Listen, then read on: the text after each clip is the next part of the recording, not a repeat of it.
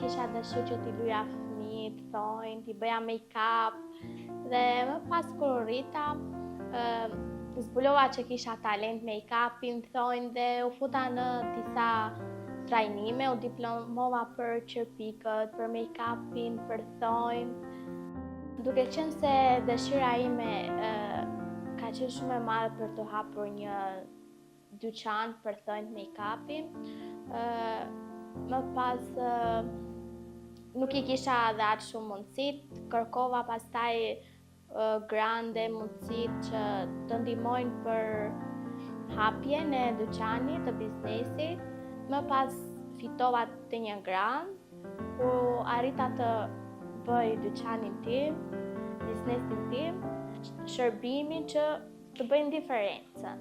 Fillimi ka qenë pak i vështirë, por me mbështetjen e familjes edhe të grandit, unë arrit që t'i menaxhoj këto shpenzimet dhe konkurenca është pak e lartë, sepse ka shumë estetika afër, po duhet shohin dhe klientët cilësinë.